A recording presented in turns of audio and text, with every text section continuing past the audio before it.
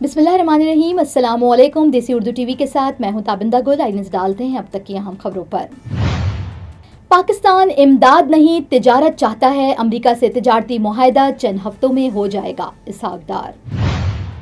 Hamas जंगबंदी नहीं चाहती, उनके लीडरों का शिकार करके निजात हासिल करना होगी, ट्रंप की धमकी।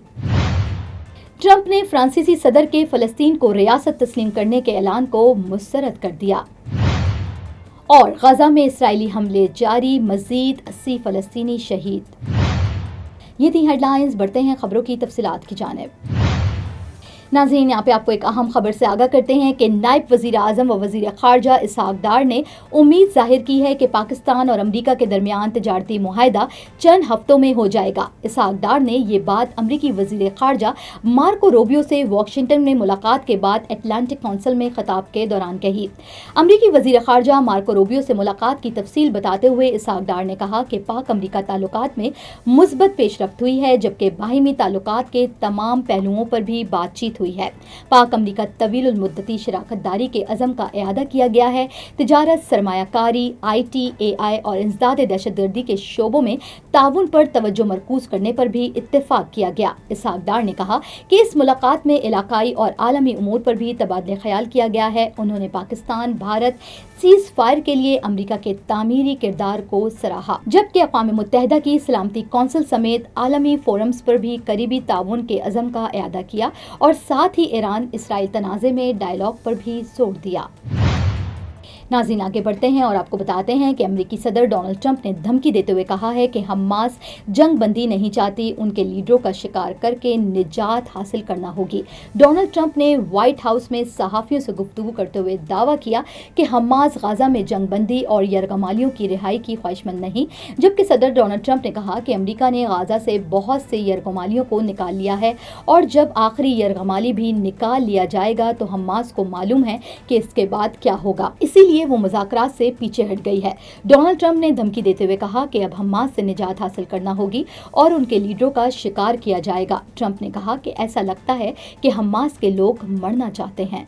Neurological care is a pressing healthcare challenge in Pakistan. That's why Helping Hand USA is building Kind R, a world-class hospital with 130 plus clinics that is set to establish new standards for neurological care in Pakistan. As the first phase nears completion, anticipation is growing for the launch in the second half of 2025. Give zakat and sadaqah through Helping Hand USA today and join this historic endeavor to redefine future healthcare in Pakistan. नाज़रीन, आपको बताते हैं कि अमेरिकी सदर Donald Trump का फ्रांसीसी सदर एमेनुअल मैक्रोन की जानिब से फ़लस्तीन को रियासत तस्लीम करने के ऐलान पर रद्द-ए-अमल सामने आ गया है।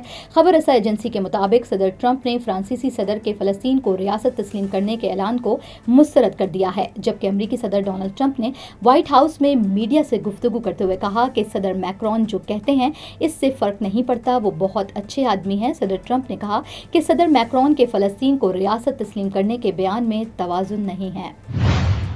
नाज़रीन, आखिर में आपको एक अफसोसनाक खबर से आगाह करते हैं कि गाजा में इसराइली हमले जारी हैं और ताज़ा बमबारी में मज़ीद 80 फ़लस्तीनी शहीद हो गए हैं। गैर मुल्की मीडिया रिपोर्ट्स के मुताबिक गाजा में 24 घंटों में इसराइली हमलों में इमदाद के मुंतज़िर 9 फ़लस्तीनी समेत 80 फ़लस्तीनी शहीद और 450 से ज़ायद ज़ख्मी हुए हैं।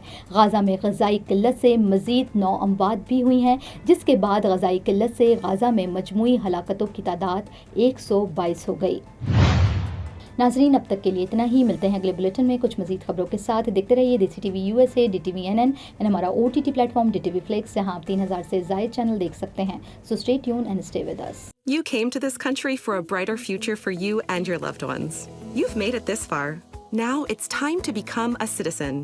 With citizenship, you gain the right to vote, access to federal jobs, the ability to keep your family closer, and the freedom to travel with a US passport. These are just a few of the benefits waiting for you when you become eligible. We're here to help you through the process with free resources and personalized guidance. Together, we can make it easier. Get started at becomeacitizentoday.com.